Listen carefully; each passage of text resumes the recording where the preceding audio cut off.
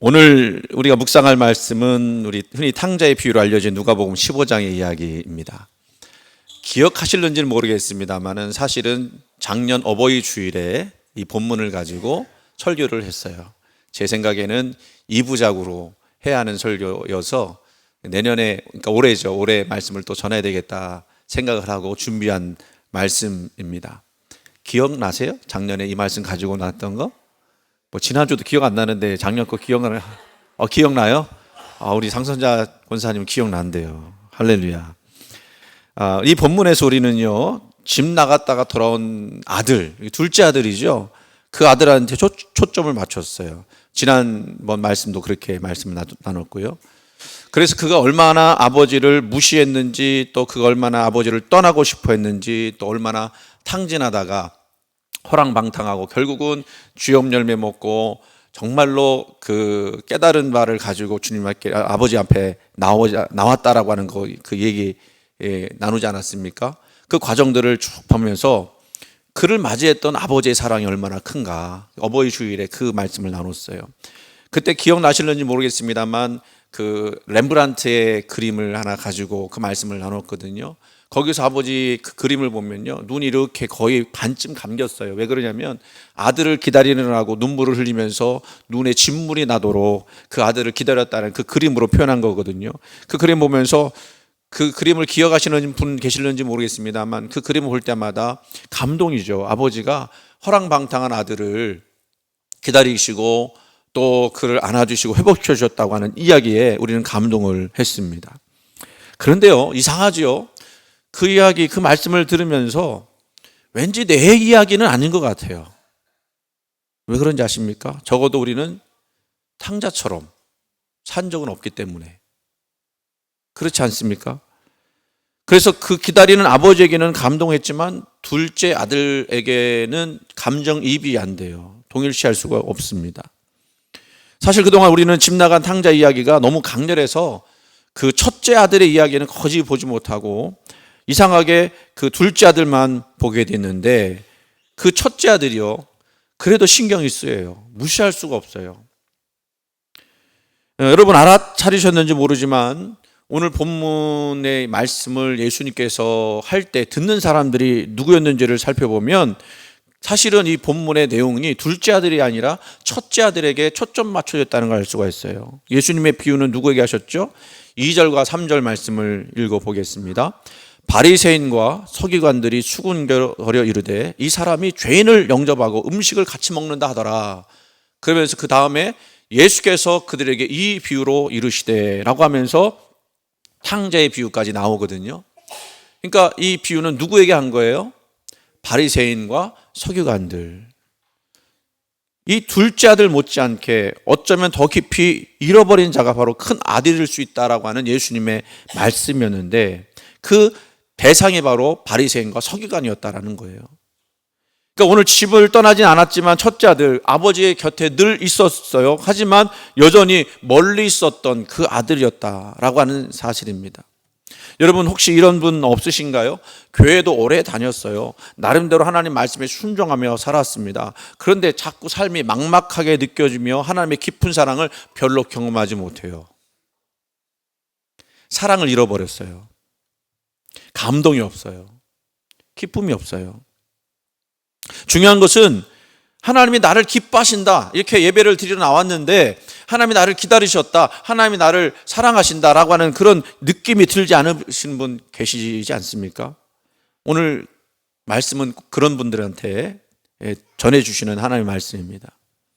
오늘날 많은 사람들이요, 종교 또는 신앙을 말할 때 두 가지 극단을 생각해 볼 수 있습니다. 하나는요, 하나님을 믿는 듯 하지만 도덕적 수고와 자격을 통해서 보상받으려고 하는 태도를 가진 사람이 있고요. 두 번째는 하나님을 떠나서 자유와 자율성을 삶의 최고 가치로 두는 태도입니다. 그러니까 이 사람들은 아예 하나님 믿지 않고 내 마음대로 살겠다, 자기 이상을 실현하겠다, 이렇게 사는 사람이죠. 그러면 첫 번째 태도는 어떤 모습이냐면 바로 첫째 아들의 모습이고요. 두 번째 태도는 아예 하나님 떠나서 내 마음대로 살겠다 했던, 아버지 떠나서 살겠다 했던 둘째 아들의 모습인 거예요. 그런데 여러분, 이 두 세계가 전혀 달라 보이는 것 같아요. 한 사람은 도덕적 자격과 수고를 통해서 살려고 했던 사람 하의 모습과 방탕하게 살았던 사람의 모습은 완전히 달라 보이지만 같은 이야기가 뭐냐면 자기를 의롭게 하려는 시도예요. 이게 잘 이해가 안 될 수 있을 것 같습니다. 교회를 다니고 예배를 드리고 헌금도 하는데 아버지에게서 떠난 탕자와 다를 바가 없다, 그렇게 이야기하는 거거든요. 무슨 소리를 하는 거냐고 따질 수 있습니다. 어떻게 첫째 아들과 둘째 아들이 같은 급이라고 할 수가 있느냐고. 그 말을 하는 사람이 오늘 본문의 첫째 아들의 모습이에요. 여기서 우리 고민해야 합니다. 신앙생활을 열심히 하고 하나님을 섬긴다고 하지만 마음 깊은 곳에서는 억울함과 비교, 하나님의 공정에 대한 불만이 자리 잡고 있는 모습일 수 있다는 거예요. 만약에 그런 모습이 있다면 우리는 여전히 집 안에 있는 탕자일 수 있다는 겁니다. 집을 떠난 사람만 탕자가 아니라 집 안에 있지만 여전히 하나님을 잃어버린 사람도 탕자라는 얘기죠. 이제 그 구체적인 내용을 살펴보기 원합니다. 사건은 동생이 돌아오면서 시작이 되죠. 모든 일이 순조로웠던 어느 날 집을 나갔다가 모든 재산을 탕진하고 돌아온 둘째 아들을 위해서 아버지가 뭐 해주시죠? 살진 송아지를 잡아서 잔치를 벌여줍니다. 그는 집을 나갔다가 모든 것을 탕진하고 거지처럼 돌아왔어요. 그런데 아버지는 어떻게 하죠? 그를 보자마자 달려갑니다. 가장옷을 입히고 가락지를 태우고 그리고 송아지를 잡아 잔치를 벌입니다. 그날은 온 집안이 기쁨의 소리로 가득했어요. 내 아들이 죽었다가 살아났다. 내 아들이 잃었다가 다시 찾았다. 여러분 혹시 가출해 본 적 있으세요? 솔직하게 나는 가출해 본 적 있다. 아, 있으시구나. 우리 영은 씨. 그런데요, 가출했다가 돌아오면 아버지가 너 이놈의 새끼, 너 이제 우리 집 식구 아니야, 그리고 나가라고 하던가요? 아니면 다시 받아주던가요? 네? 해본 적이 없어서 저도 잘 모르겠네요. 일단은 매를 댈 것 같아, 그죠? 이놈의 새끼 이러면서. 하지만 그래도 감싸네요. 그게 아버지예요. 그런데요, 그렇게 요란하게 기쁘게 풍악 소리를 내면서 그렇게 잔치를 하고 있는데 한 사람이 그 잔치에 없습니다. 잔치를 벌이는 중인데 그때까지요, 첫째 아들은요 밖에서 일만 하다가 돌아오는 중이었어요. 얼마나 수고가 많았겠습니까? 근데 밭에서 돌아오는 중에 종이 먼저 뛰어나왔어요. 그래서 그 형에게 이야기를 합니다. 무슨 일이 벌어졌는지 이야기합니다. 지금 그 뭐라고 돼 있죠? 거기 말씀 보면 그 지금 아들이 돌아왔는데 살아서 돌아와서 아버지가 너무 기뻐서 송아지 잡아갖고 지금 장치 벌이고 있습니다. 그 얘기를 듣고요 폭발합니다. 분노합니다. 그리고 이렇게 이야기하죠. 29절부터 30절. 내가 한번 띄워주세요. 29절부터 30절. 내가 여러 해 아버지를 섬겨 명을 어김이 없거늘 내게는 염소 새끼 하나도 주신 일이 없더니 아버지의 살림을 창녀들과 함께 삼켜버린 이 아들이 오매 이를 위하여 살찐 송아지를 잡으셨나이다. 여러분, 이 아들의 그 감정이 느껴지십니까? 느껴지셔야 해요. 그래야 오늘 말씀 여러분에게 와닿을 수 있습니다. 그가 말하고 싶었던 건 이 말이에요. 공정하지 않습니다. 내가 더 많이 일했습니다. 그런데 왜 나는 아버지께 인정받지 못합니까? 여러분이 지금 첫째 아들의 입장에서 생각을 해보시고 이 말을 생각해 보세요. 정말 이 말이 와닿지 않습니까? 우리에게도 이런 경우가 있지 않았습니까? 일단 보세요. 첫째 아들과 둘째 아들을 비교해서 보면 이렇습니다. 첫째 아들은요 언제나 집 안에 있었어요. 아버지를 떠난 적이 없습니다. 아버지 말씀을 어긴 적도 없어요. 동생처럼 무모하게 유산을 요구하거나 집을 나간 탕자처럼 산 적도 없습니다. 오히려 아버지 말씀에 순종하며 밭에서 땀 흘려 일했습니다. 충실히 살아왔습니다. 그는 착하고 성실하고 아버지의 가사를 지키는 책임감 있는 아들이었습니다. 그 존재는 겉보기에 완전해 보입니다. 우리가 그런 얘기하죠. 엄친아, 엄마 친구 아들. 내 아들은 안 그런데 다 옆에 보는 아들들은 다 그냥 잘하는 것처럼 보이는. 근데 그 아들이 바로 이 아들이었다는 거예요. 그렇게 자기 자리 잘 지킨 사람인데 그 아들을 위해서는 한 번도 보상이라고 해준 적이 없어요. 그런데 저 원수같이 허랑방탕하게 모든 걸 탕진하고 돌아온 그 아들, 둘째 아들, 뭘 잘했다고? 아버지는 그렇게 요란하게 송아지까지 잡았어. 여러분, 그 소고기 중에서 제일 고급 고급 요리가 송아지인지 아시죠? 드셔본 적이 없으시니까 또. 맞아요. 저도 먹어본 적이 없어요. 송아지 요리를 잡아서 잔치 주는 거예요. 이 아버지 이해할 수 있습니까? 그런데 잘 보세요. 첫째 아들은 어떤 세계관을 가지고 있었느냐면 철저히 도덕적 세계관 속에 살아갑니다. 아까 읽었던 내용입니다. 29절 말씀 이런 표현을 써요. 내가 여러 해 아버지를 섬겨 명을 어김이 없거늘 이라는 얘기를 해요. 여러분, 이 말 속에 숨겨진 의미가 무엇이죠? 그는 자신이 한 수고와 충성이 얼마나 대단했는지를 알아달라고 말하는 중이에요. 나 이렇게 수고했어요, 아버지. 나 이렇게 애썼어요. 그런데 왜 안 알아주세요? 그런데 이렇게 수고했으면 마땅한 보상 해줘야 되는 것 아닙니까? 근데 그 말 속에 숨겨진 것은요, 계산된 헌신이었다는 거예요. 사랑이 아니라 계약이에요. 사랑이 아니라 계약이라면 지금 아버지와 첫째 아들과의 관계는 무슨 관계예요? 부자 관계가 아니라요, 사랑의 관계가 아니라 먼 곳 주고받을 뿐 더 이상 어떤 애정도 사랑도 없는 관계라는 뜻이죠. 지금 아들은 그런 생각을 가지고 있는 거예요. 어쩌면 여러분은 교회 안에 모범생 같은 저와 여러분, 저 열심히 하잖아요. 그죠? 여러분도 열심히 하시죠? 그런 분들이 이 첫째 아들 같을 수 있다는 겁니다. 사실 우리는 둘째 아들은 아니라고 생각했어요. 왜? 한 번도 말썽 피워본 적 없으니까. 여러분, 목회자 중에 말썽 피워가 교회가 분란한 그런 교회가 얼마나 많은지 아시죠? 그런데 이 정진우 목사는 말썽 한 번도 치운 적 없고 사고 한 번도 친 적이 없어요. 그래, 여러분 감사해죠? 근데요, 그럴 때 우리 조심해야 된다는 거예요. 이게 내 얘기가 아니라 여러분 이야기일 수 있다는 거예요. 첫째 아들 이야기가 여러분 이야기일 수 있다는 거예요. 도덕적으로 별 탈 없어요. 윤리적으로 별 탈 없이 살았어요. 그럼 우리는 누굽니까? 오늘 말씀 속에 둘째 아들이 아니라면 우리 첫째 아들과 같을 수 있다는 거예요. 근데 또 그렇게 생각하려니까 뭐 찝찝해요. 왜 찝찝해요? 잘못한 것도 없는데 뭐 잘못했다고 이야기하는 것처럼 보이니까. 믿음을 버린 적도 없고요. 예배 어떻게든 잘 지키려고 애썼어요. 그리고 누가 하지 않는 일들 내가 감당하려고 애썼던 모습들도 있어요. 주어진 일에 묵묵히 감당하면서 살아왔다라는 겁니다. 여러분, 그런 그 열심과 모습들은 여러분 칭찬받아 마땅해요. 제가 말씀드린 그런 사람들 알아주라고, 주님의 마음을 시원케 한 사람들이라고 이야기를 했습니다. 겉으로 볼 때는 아무 문제가 없어요. 하지만 우리가 잘못할 수 있는 것 한 가지가 있어요. 우리 주님이 이 비유 속에서 우리에게 이렇게 묻는 거예요. 당신은 정말 아버지 곁에 있었습니까? 아니면 단지 아버지 집 안에만 있었습니까? 이게 무슨 뜻이죠? 그냥 열심히 일한다고 하면서 아버지와의 사랑의 관계를, 사랑하는 이 관계를 누리지 못한 것 아니냐라는 질문이에요. 29절 말씀을 다시 한번 읽어보면 그 뒷부분에 내게는 염소 새끼라도 주어 나와 내 벗으로 즐겁게 하신 일이 없더니 라고 이야기해요. 내게는 염소 새끼라도 주어서 나를 기쁘게 한 적이 없었다. 이 얘기 뭐죠?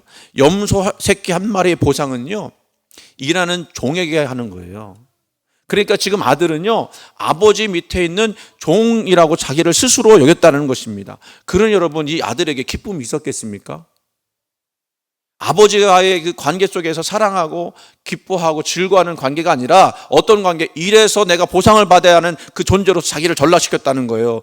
그런데 아버지는 그런 거 안 해주네. 그러니 기쁨이 있었겠어요, 없었겠어요? 없었어요. 그러니까 여러분, 오늘 이 말씀 속에서 우리가 잘 생각해야 될 게 이거예요. 여러분 신앙생활 하면서 잘 생각해야 될 게 이거예요. 첫째 아들이 잃어버린 게 뭔지 아십니까? 아버지와 함께하는 기쁨이에요. 여러분, 예배를 드리면서 신앙생활 하면서 찬양을 하면서 기쁘고 즐겁고 감사한 마음이 안 든다면 이거 생각해 봐야 돼요. 나는 왜 이럴까? 나는 왜 기쁨이 없을까? 이거는요, 아버지를 기쁨의 대상이 아닌 자신을 평가하고 보상해주는 존재로 여겼다는 거죠. 그러니까 이 말은 단순히 분노의 표현이 아닙니다. 그는 자신이 공정하게 대우받지 못했다, 아버지한테 라고 느끼는 거예요. 이 말은 이토록 충실하게 살아온 자신의 세월이 정당한 보상으로 돌아오지 않았다고 하는 분노이자 슬픔이죠. 그는 뭐 하고 있었던 건지 아십니까? 계산하고 있었어요. 나는 이것만큼 했고, 그러니 최소한 이것만큼은 받아야 한다. 제가 그럴 수 있지 않습니까? 여러분도 그럴 수 있지 않겠어요? 그의 마음은 이미 공정성이라는 렌즈를 통해서 아버지를 바라보고 자신을 바라보고 그리고 동생을 보고 판단한 거예요. 자기 이렇게 열심히 일했는데 저 동생 저놈은 그냥 밖에서 그냥 놀다가 다 탕진하고 돌아왔는데 이쁠 리가 있겠습니까? 그가 죽을 뻔했다고 하는 거, 그래서 다시 살아왔다고 하는 거는 눈에 보이지 않는 거예요. 우리의 신앙의 함정 뭡니까?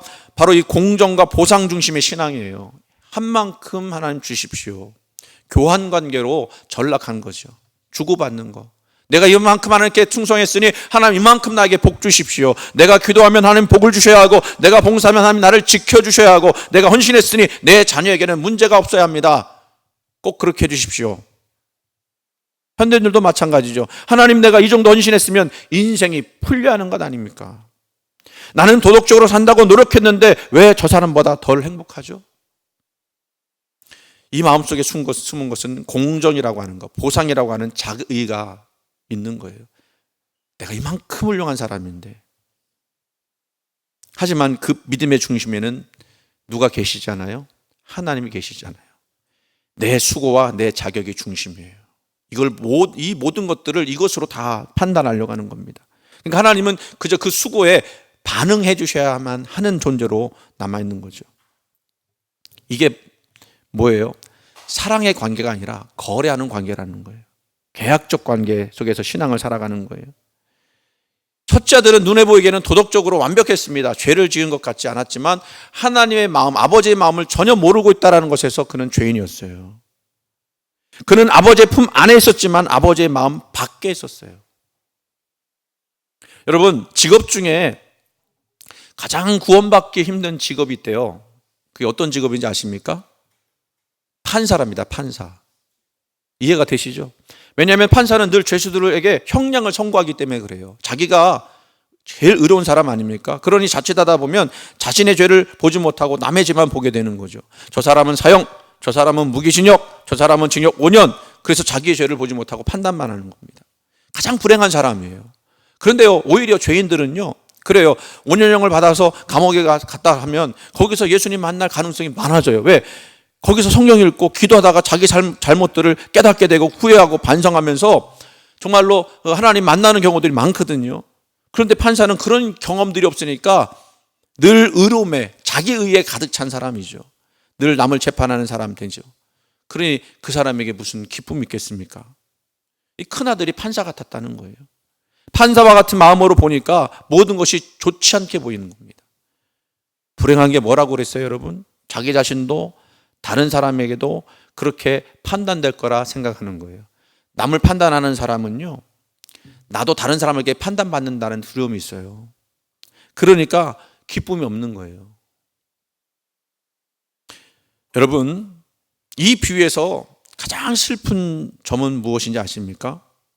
이 말씀을 가만히 살펴보면요, 첫째 아들이요, 집 안으로 들어왔다는 언급이 없어요. 우리가 뭐 성화 같은 데 보면 큰아들이 항상 같이 있어서 큰아들이 들어왔나 보다 그러는데, 말씀을 보면요, 아버지가 큰아들에게 찾아가요. 아들이 안 들어오니까 잔치 소리 들으면서 저게 무슨 소리냐 물으니까 그렇게 됐다는 거 아니에요. 그러니까 분노하면서 안 들어가요. 그러니까 아버지가 큰아들한테 가요. 그리고서는 얘기를 해요. 그 내용 속에 보면 아들이 들어왔는지 안 들어왔는지 몰라요.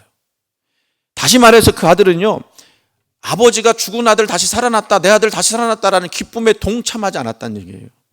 자기 의와 비교심, 섭섭함이 마음 가득 채운 나머지 기쁨의 잔치에 참여하지 못한 거예요. 우리에게도 이 질문은 던져집니다. 당신은 하나님을 진정한 아버지로 믿고 있습니까? 하나님과의 관계를 기쁨으로 경험하고 있습니까? 혹시 지금도 신앙을 성실하게 수행하면서도 그에 합당한 보상만 바라며 마음은 여전히 아버지 밖에 있지는 않습니까?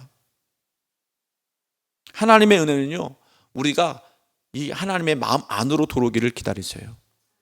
우리의 마음이 그분의 사랑 안으로, 그분의 기쁨 안으로 들어와서 같이 기뻐하기를 원하십니다. 첫째 아들의 분노에 아버지는 이렇게 다가와서 말하죠. 뭐라고 그럽니까? 31절 말씀 보면 얘야. 얘야라는 말이 얼마나 다정한 이야기인지 알 수 있죠. 얘야, 너는 항상 나와 함께 있으니 내 것이 다 내 것이로되 라고 이야기합니다. 여러분 보이시나요? 아버지와 아들의 격차가 보여요? 아들은 염소새 한 마리 이것에 그냥 매달리고 있는데 아버지는 뭐라고 했어요? 내 것이 다 내 것 아니냐. 내 전체를 다 주는 거예요. 여러분 부부간에 그런 얘기하죠. 그런 얘기해요. 내 것도 내 것, 네 것도 내 것 이렇게 얘기하잖아요. 서로 그렇게 이야기하잖아요. 근데 이거 다 내주겠대요. 오히려 아버지는 말하는 거예요. 나는 너와 항상 함께 있었고 나는 늘 너와 함께 있었다. 이 말은 단순한 위로가 아닙니다. 이 신앙의 본질이에요. 복음이에요. 하나님의 관계의 중심이 어디 있는지를 보여주는 말씀이에요. 신앙의 본질은요, 여러분 보상이 아니라 하나님이 나와 함께 하시는 거예요. 하나님의 은혜가 나와 함께 있고요. 하나님의 영광이 함께 있고요. 또 하나님의 모든 것이 나와 함께 있는 거예요. 이거는 조건부 보상이 아니라 무조건적 관계죠. 아마 여러분들 부모의 입장에서 자녀들을 생각해 볼 때 이게 무슨 말인지 알 거예요. 자녀들은 아직 부모가 되지 못한 자녀들은 이해할 수 없어요. 하지만 부모들은 알 겁니다. 이게 무슨 얘기인지. 다 내주는 거예요. 내줄 수 있는 것들은 다 내주는 거예요. 그게 내가 얼마나 많은 일을 했느냐의 보상으로서가 아니라 내가 얼마나 그분과 마음을 나누며 살았느냐라고 결정되는 거죠. 그러니까 내가 일로 하나님께 나가는 게 아니라 하나님의 은혜로 나가는 거예요. 그 은혜로 살았느냐 질문하는 것이죠. 복음은 말합니다. 하나님은 너의 잘못도 보셨고 너의 자랑도 보셨다. 그러나 여전히 너를 사랑하신다. 오늘도 우리가 예배를 드리는 이유, 봉사하는 이유, 말씀 지키려 애쓰는 이유는 하나님과 함께하기 위함이어야 합니다. 그분의 기쁨을 나누고 그분의 마음을 알고 그분 안에 거하기 위함입니다. 첫째 아들은 수십 년을 아버지 곁에 살면서도 그 마음 이해하지 못했어요. 그가 받은 축복과 사랑이 이미 얼마나 컸는지를 보지 못했습니다. 아버지는 마지막으로 그 아들에게도 초대합니다. 이 동생은 죽었다가 살아났으며 내가 잃었다가 얻었기에 우리가 즐거워하고 기뻐하는 것이 마땅하다. 이 말씀은요, 둘째 아들을 위해서 한 말이 아니죠. 누구를 위해서 한 말이에요? 첫째 아들을 위해서 한 말이었습니다. 그는 집 안에 있었지만 아버지의 기쁨에 동참하지 않았기 때문에 그래요. 주님은 지금도 우리에게 말씀하십니다. 우리가 서로 기뻐하자. 우리가 서로 구원받았으니, 죽었다가 살아났으니 기뻐하자. 말씀하는 거예요. 하나님 지금 우리를 초대하십니다. 억울함의 자리에서 감사의 자리로 나오라고. 비교의 시선에서 사랑의 시선으로. 하나님 앞에 내가 이렇게 충성했는데 하나님 뭘 주시겠습니다라는 그런 관계에서 사랑하는 관계로 그렇게 나오라고, 돌아오라고 말씀하고 있어요. 여러분, 이 비유에서 또 재미난 것이 있습니다. 이 비유는요, 의도적으로 결말이 나오잖아요. 첫째 아들과 둘째 아들이 어떻게 되는지, 또 그 아버지는 그 뒤에 어떻게 했는지, 첫째 아들이 잔치에 들어갔는지 여전히 밖에 남아 있었는지 기록되지 않았어요. 그걸 보고 열린 결말이라고 그래요. 왜 열린 결말을 말씀했을까요? 예수님은 이 이야기를 듣고 있었던 그 바리새인들과 서기관들이, 즉 집안에 있었지만 여전히 하나님을 보상하는 존재로만 알고 있었던 그들에게 결정을 맡기신 거예요. 너희들 들어갈래 말래? 첫째 아들의 이야기는 그 사람의 이야기가 아니라 바로 너희의 이야기야. 지금 말씀을 전하는 저나 여러분의 이야기라고 이야기해 주시는 거예요. 하나님은 집을 떠난 둘째 아들을 기다리십니다. 그러나 그 못지않게 집안에 있었지만 여전히 하나님의 그 사랑과 그 은혜를 깨닫지 못하는 그 집 안에 있는 탕자들도 기다리고 계세요. 그리고 초대하시고 나십니다. 사실은 아버지는요, 둘 다 잃어버렸어요. 하나는 멀리 떠나 몸이 사라졌고 하나는 곁에 있었지만 마음이 사라졌잖아요. 그러나 하나님은 두 사람 다 모두를 회복하시고 사랑하시고 자신의 기쁨 안으로 초대하시는 거예요. 얘야, 그러면서 얘야 빨리 돌아와라. 얘야, 너는 항상 나와 함께 있었단다. 내 것이 다 내 것이고 나는 내가 기뻐하기 원한단다. 여러분이 하나님의 충만하심에 여러분 동참하시고 충만하심을 누리시길 원합니다. 이 초대에 응답하십시오. 하나님 마음 안으로 들어가세요. 다른 사람의 회복을 질투하는 것이 아니라 그 기쁨을 함께 나누는 자녀가 되셨으면 좋겠어요. 사랑하는 여러분, 우리는 종종 이렇게 삽니다. 나는 늘 교회에 있었지만 하나님은 내 삶에 계시지 않은 것 같아요. 하지만 복음은 말합니다. 나는 너와 함께 있으니 내 것이 다 내 것이다. 이게 복음의 핵심이에요. 이제 하나님이 주시는 진짜 은혜를 받아들이시기 바랍니다. 예배는 우리가 하나님께 드리는 성실의 증명이 아니라 하나님이 우리에게 주시는 사랑의 선물입니다. 기도는 거래가 아니라 자녀가 아버지께 마음을 여는 시간입니다. 복음은 수고의 대가가 아니라 아버지의 품에 안기는 은혜입니다.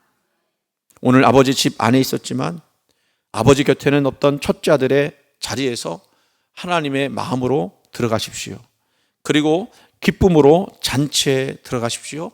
그곳에 하나님이 계십니다. 그곳이 바로 복음입니다. 거기서 회복이 시작됩니다.